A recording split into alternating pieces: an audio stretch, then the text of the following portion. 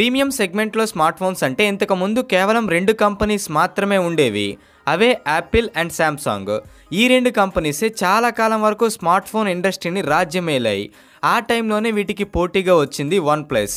ఈ కంపెనీ కేవలం 3 ఇయర్స్లోనే 40% మార్కెట్ షేర్ని కబ్జా చేసి ఆ 2 కంపెనీస్ని వెనక్కి నెట్టింది.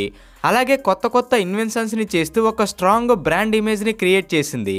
అయితే 10 సంవత్సరాల ముందు స్టార్ట్ అయిన ఈ కంపెనీ ఒక్కసారిగా సక్సెస్ అయ్యి ఇప్పుడు తన మార్కెట్ వాల్యూని ఎలా కోల్పోయింది, కస్టమర్స్కి వన్ప్లస్ పైన ఉన్న నమ్మకాన్ని ఎలా పోగొట్టుకుంది, అండ్ వన్ప్లస్ని స్థాపించిన కంపెనీ ఫౌండరే ఈ కంపెనీ నుంచి ఎందుకు వెళ్ళిపోయారు, అలాగే వన్ప్లస్ని ఒప్పో యొక్క కాపీడ్ వెర్షన్ అని ఎందుకు అంటున్నారు, రండి వన్ప్లస్ యొక్క డౌన్ఫాల్ ఫుల్ డీటెయిల్స్ని ఈ వీడియోలో మనం ఇప్పుడు తెలుసుకోబోతున్నాం. హలో ఎవ్రీవన్, నా పేరు హరీష్, మీరు చూస్తున్నారు టీ ఫ్యాక్ట్స్ తెలుగు. అసలు వన్ప్లస్ కంపెనీ ఎలా స్టార్ట్ అయింది? ఈ కంపెనీ కోఫౌండర్ అయిన కార్లపై 2010లో తన ఎడ్యుకేషన్ని పూర్తి చేసి నోకియా కంపెనీలో ఒక 3 మంత్స్ పనిచేశాడు. తరువాత అందులో జాబ్ వదిలేసి ఒప్పో కంపెనీలో జాయిన్ అయ్యాడు. ఆ టైంలోనే చాలా రకాల స్మార్ట్ ఫోన్స్ని గమనించి అందులోని ఫీచర్స్ని అర్థం చేసుకున్నాడు. బట్ అతనికి ఏ ఫోన్ కూడా 100% సాటిస్ఫాక్షన్ ఇవ్వలేదంట. ఈ ప్రాసెస్లోనే కార్లపై గమనించిన మెయిన్ పాయింట్ ఏంటంటే కొన్ని స్మార్ట్ ఫోన్స్లో డిజైన్స్ బాగుంటే ఫీచర్స్ బాగోవు, ఫీచర్స్ బాగుంటే డిజైన్ బాగుండదు. బట్ కొన్ని డిజైన్ ఫీచర్స్ రెండూ బాగుంటే దాని ప్రైస్ చాలా ఎక్కువ ఉంటుందని. ఇలా ఇదంతా గమనించిన కార్లపై తను తయారు చేసే ఫోన్లో డిజైన్ అండ్ ఫీచర్స్తో పాటు ప్రైస్ కూడా మిడ్ రేంజ్లో ఉండాలి అనుకున్నాడు. సో ఇలా ఆలోచించిన వెంటనే ఒప్పోలో ఉద్యోగం మానేసి తన ఫ్రెండ్ అయిన పేటీ లవ్తో కలిసి వన్ప్లస్ అనే కొత్త కంపెనీని స్టార్ట్ చేశాడు. వన్ప్లస్ అంటే అర్థం ఏంటంటే 1 స్టెప్ ఎహెడ్ ఫ్రమ్ కాంపిటేటర్స్. అయితే మొదట్లో ఈ కంపెనీలో 5 ఎంప్లాయీస్ మాత్రమే పనిచేసేవాళ్ళు. వాళ్ళందరూ కలిసి ఒక కేఫ్లో కూర్చొని ఈ ప్రాజెక్ట్ కోసం డిస్కస్ చేసుకునేవాళ్ళు. ఆ టైంలోనే కార్లపై ఒక విషయాన్ని గమనించాడు. అసలు ఎందుకని ఎంప్లాయీస్ అందరూ ఐఫోనే వాడుతున్నారు, ఆండ్రాయిడ్ వాడకపోవడానికి రీజన్ ఏంటో కనుక్కున్నాడు. సో అప్పుడు అతనికి తెలిసింది ఏంటంటే ఆండ్రాయిడ్లో పూర్ బిల్డ్ క్వాలిటీ, సాఫ్ట్వేర్ చాలా స్లోగా ఉండటం అండ్ సెక్యూరిటీ ఇష్యూస్ వల్ల యూజర్స్ ఇబ్బంది పడడం గమనించాడు. మెయిన్గా ఐఫోన్ లాగా బెస్ట్ ఎక్స్పీరియన్స్ ఆండ్రాయిడ్లో ఉండట్లేదు. సో ఇదంతా దృష్టిలో పెట్టుకుని తక్కువ ధరలో ఐఫోన్ లాంటి అద్భుతమైన యూజర్ ఎక్స్పీరియన్స్ని ఆండ్రాయిడ్లో కల్పించాలని కార్లపై డిసైడ్ అయ్యాడు. ఇలా చాలా రీసెర్చ్ చేసి తన ప్లాన్ మొత్తాన్ని ఆన్లైన్లో ఎగ్జిక్యూట్ చేశాడు. ఎందుకంటే తక్కువ ఖర్చుతో ఆన్లైన్లో ఎక్కువ యూజర్ బేస్ని సంపాదించుకోవచ్చు. సో ఇలా తన ప్లాన్ మొత్తం అమలు చేసి చివరికి డిసెంబర్ 2013న వన్ప్లస్ ఫౌండర్లు నెవర్ సెటిల్ అనే ట్యాగ్ లైన్ని అనౌన్స్ చేశారు. ఆ తర్వాత ఆన్లైన్లో ఒక కమ్యూనిటీని స్టార్ట్ చేశారు. దాని ద్వారా వన్ప్లస్కి సంబంధించిన ప్రతి న్యూస్ని, ఫారమ్స్ని యాక్సెస్ చేసుకునే విధంగా ప్రవేశపెట్టారు. అప్పటి వరకు వన్ప్లస్ నుంచి ఒక్క ఫోన్ కూడా లాంచ్ అవ్వలేదు. కానీ వన్ప్లస్ కమ్యూనిటీలో చాలామంది జాయిన్ అవడం స్టార్ట్ చేశారు. ఎందుకంటే వన్ప్లస్ కంపెనీ పైన ప్రజలకి నమ్మకం రావడం మొదలైంది. అండ్ అతను స్మార్ట్ ఫోన్ సెక్టార్లో ఏదో రెవల్యూషన్ తీసుకొస్తున్నాడని బలంగా నమ్మారు. ఇలా హార్డ్ వర్క్ చేస్తూ ఏప్రిల్ 23, 2014న వన్ప్లస్ తన మొట్టమొదటి వన్ప్లస్ 1 మోడల్ ఫోన్ని లాంచ్ చేసింది. కానీ కస్టమర్స్ కొంటారో లేదో అనే భయంతో కేవలం 1000 ఫోన్స్ని మాత్రమే తయారు చేశారు. బట్ వన్ప్లస్ 1 మోడల్ రిలీజ్ అయిన వెంటనే సూపర్ హిట్ అయింది. ఇలా 1 ఇయర్లోనే 10 లక్షల యూనిట్స్ అమ్మి వన్ప్లస్ సరికొత్త రికార్డ్ని క్రియేట్ చేసింది. ఈ రికార్డ్ వెనుక వన్ప్లస్ 2 మార్కెటింగ్ స్ట్రాటజీస్ని అమలు చేసింది.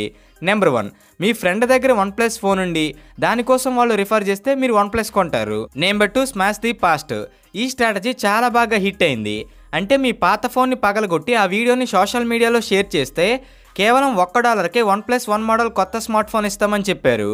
ఈ 2 స్ట్రాటజీస్తో వన్ప్లస్ కంపెనీ ఎంతలా పాపులర్ అయిందంటే కేవలం 1 వారంలోనే దాదాపు 140,000 మంది తమ పాత ఫోన్స్ని పగలగొట్టి ఆ వీడియోస్ని సోషల్ మీడియాలో అప్లోడ్ చేశారు. ఇలా వన్ప్లస్ నుంచి లాంచ్ అయిన ఫస్ట్ ఫోన్ సూపర్ హిట్ అయింది. దీంతో వన్ప్లస్కి కొంచెం ఓవర్ కాన్ఫిడెన్స్ ఎక్కువైంది. ఎందుకంటే వన్ప్లస్ 2 మోడల్లో ఆల్రెడీ హీటింగ్ ఇష్యూ ఉన్న స్నాప్డ్రాగన్ ప్రాసెసర్ని యూజ్ చేశారు. అయితే 2015 జూలై 28న వన్ప్లస్ 2 మోడల్ ఫోన్ని లాంచ్ చేశారు. అప్పటికే 28 లక్షల మంది ఈ ఫోన్ని ప్రీ బుకింగ్ చేసుకున్నారు. బట్ ఈ మోడల్ ఫోన్ కొన్న తర్వాత యూజర్స్కి మెయిన్గా 3 సమస్యలు వచ్చాయి. Number 1, phone heating issue. Number 2, finger print సరిగ్గా పనిచేయకపోవడం.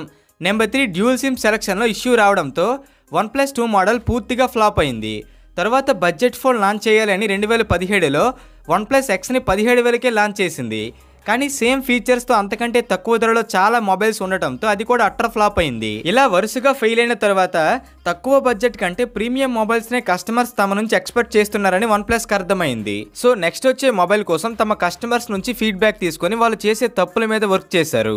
ఫైనల్గా 2016 జూన్ 14న OnePlus 3ని ప్రీమియం సెగ్మెంట్లో లాంచ్ చేశారు. అందుకే అందులో ప్రాసెసర్ చేంజ్ చేసి చాలా మంచి ఫీచర్స్ని యాడ్ చేసి 28,000కి లాంచ్ చేశారు. ఇది రిలీజ్ అయిన వెంటనే హాట్ కేక్స్లో అమ్ముడుపోయింది. మళ్ళీ 2016లోనే OnePlus 3Tని లాంచ్ చేశారు. ఇది కూడా సూపర్ హిట్ అయింది. ఎందుకంటే ఈ OnePlus 3T మొబైల్ డిజైన్ పరంగా ఫీచర్స్ పరంగా చూసుకుంటే గూగుల్ పిక్సెల్, ఐఫోన్ ఫీచర్స్తో ఈక్వల్గా ఉండటంతో కస్టమర్స్ దీన్ని ఎక్కువగా ఇష్టపడ్డారు. దీంతో OnePlusకి అర్థమైంది ఏంటంటే కొంచెం తక్కువ బడ్జెట్లో కస్టమర్స్ ప్రీమియం మొబైల్స్ని తమ నుంచి ఎక్స్పెక్ట్ చేస్తున్నారని. సో వెంటనే నోకియా, మోటోరోలా, ఎంఐ వీటికంటే మరింత అట్రాక్టివ్గా బెస్ట్ ఫీచర్స్ ఉండే OnePlus 5 and OnePlus 5T smart ఫోన్స్ని లాంచ్ చేశారు. దీంతో 2017 వరకు ప్రీమియం స్మార్ట్ ఫోన్ సెగ్మెంట్లో OnePlus దాదాపు 40% కంటే ఎక్కువ మార్కెట్ను సొంతం చేసుకుంది. అంటే కేవలం 3 ఇయర్స్లో స్మార్ట్ ఫోన్ ఇండస్ట్రీలో రాజ్యమేలుతున్న యాపిల్, శాంసంగ్ను నేరుగా ఢీకొట్టింది. ఇలా అంతా బాగానే జరుగుతున్న టైంలో కోవిడ్ పాండమిక్లో అన్ని కంపెనీస్ లాగానే OnePlus సేల్స్ కూడా బాగా పడిపోయాయి. అయితే ఈ పాండమిక్ టైంలో ప్రజలు వాళ్ళ ఖర్చుల్ని పూర్తిగా తగ్గించారు అని తెలుసుకున్న OnePlus మళ్ళీ తమ సేల్స్ని పెంచుకోవడం కోసం ప్రీమియం మొబైల్స్నే కాకుండా మరోసారి బడ్జెట్ ఫోన్స్ని కూడా తయారు చేయాలని ప్లాన్ చేసింది. ఈ ప్లాన్తోనే 2020లో OnePlus Nordను లాంచ్ చేశారు. ఈ నార్డ్ మోడల్తో కంపెనీకి లాభాలు బాగానే వచ్చాయి, కానీ కంపెనీకి ఉన్న రెప్యుటేషన్ని బాగా దెబ్బతీసింది. పైగా 2020 లాస్ట్లో ఆ కంపెనీ కో-ఫౌండర్ అయిన కార్లపై కంపెనీ నుంచి వెళ్ళిపోయాడు. ఎందుకంటే స్మార్ట్ ఫోన్ ఇండస్ట్రీ చాలా బోరింగ్గా మారిందని, అందులో కొత్తగా ఎలాంటి ఇన్నోవేషన్స్ లేవని చెప్పాడు. అందుకే అతను సొంతంగా నథింగ్ అనే కంపెనీని స్టార్ట్ చేశాడు. సో ఎప్పుడైతే అతను OnePlus నుంచి వెళ్ళిపోయాడో అప్పటి నుంచి ఆ కంపెనీ కొత్త ఇన్నోవేషన్స్కి దూరమైంది. దీంతో OnePlus కంపెనీ తనకున్న లాయల్ యూజర్ బేస్ని కోల్పోయింది. ఇలా OnePlus పడిపోవడం చూసి దీని పేరెంట్ కంపెనీ అయిన BBK ఎలక్ట్రానిక్స్ తన సబ్సిడరీ కంపెనీ అయిన ఒప్పోతో కలిపేసింది. ఎందుకంటే ఈ రెండు కంపెనీస్ కూడా ఒకరి ఇన్నోవేషన్స్ని ఇంకొకరు వాడుకోవడానికి. ఆ టైంలోనే OnePlus Nord 2ని లాంచ్ చేసింది. ఈ ఫోన్ 4 నెలల్లో ఇండియాలోనే 3 సార్లు పేలి యూజర్స్కి గాయాలయ్యాయి. సో వాటికి సంబంధించిన ఫొటోస్, వీడియోస్ ఇంటర్నెట్లో వైరల్ అవడంతో OnePlus పైన ప్రజలకి ఉన్న కొద్ది నమ్మకాన్ని కూడా పూర్తిగా కోల్పోయింది. అండ్ ఇలా నమ్మకం కోల్పోవడానికి ఇంకొక 2 మెయిన్ రీజన్స్ ఉన్నాయి. నెంబర్ 1, OnePlus ఒప్పోతో కలిసిపోయిన తర్వాత OnePlus ఫోన్స్ కూడా ఒప్పో ఫోన్స్ లాగా మారిపోయాయి. ఎందుకంటే ఈ రెండు ఫోన్స్లో ఫీచర్స్ దాదాపుగా ఒకేలా ఉంటాయి అండ్ డిజైన్ కూడా సేమ్ టు సేమ్. నెంబర్ 2, OnePlusలో ఉన్న ఆపరేటింగ్ సిస్టమ్ని ఒప్పో కలర్ ఓఎస్తో రీప్లేస్ చేస్తున్నామని అఫీషియల్గా ప్రకటించింది. చాలామంది ఈ విషయాన్ని ట్రోల్ చేశారు, బట్ అవేవి OnePlus పట్టించుకోలేదు. దీంతో 40%గా ఉన్న మార్కెట్ షేర్ అనేది 20%కి పడిపోయింది. అయినా ఎలాగోలా సర్వైవ్ అవుతున్న టైంలో OnePlus ఫోన్స్ అప్డేట్ చేశాక డిస్ప్లే పైన గ్రీన్ లైన్ వచ్చేస్తుంది.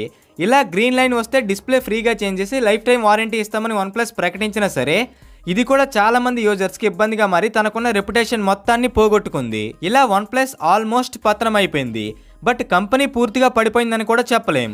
ఎందుకంటే మళ్ళీ పాత స్ట్రాటజీని వాడితే, అంటే మొబైల్లోని ప్రాబ్లమ్స్ పైన వర్క్ చేసి ఒక స్ట్రాంగ్ కమ్యూనిటీని బిల్డ్ చేసుకొని ఇన్నోవేటివ్ ఐడియాస్తో ముందుకు వస్తే డౌట్ లేకుండా OnePlus మళ్ళీ మార్కెట్లో రైజ్ అవుతుంది. బట్ మనందరికీ తెలియని విషయం ఏంటంటే Realme, Vivo, Oppo, MI, OnePlus ఇలా ఇంకా చాలా స్మార్ట్ ఫోన్స్ని చైనాకి చెందిన BBK ఎలక్ట్రానిక్స్ అనే ఒకే కంపెనీ తయారు చేస్తుంది. సరే ఇవన్నీ మనకెందుకు కానీ, అయితే మీరు ఏ బ్రాండ్ స్మార్ట్ ఫోన్స్ని యూజ్ చేస్తున్నారో కామెంట్ చేయండి. అండ్ ఇలాంటి కంటెంట్ కోసం మన ఛానల్ని సబ్స్క్రైబ్ చేసుకోండి. See you in the next video. Tata, bye by.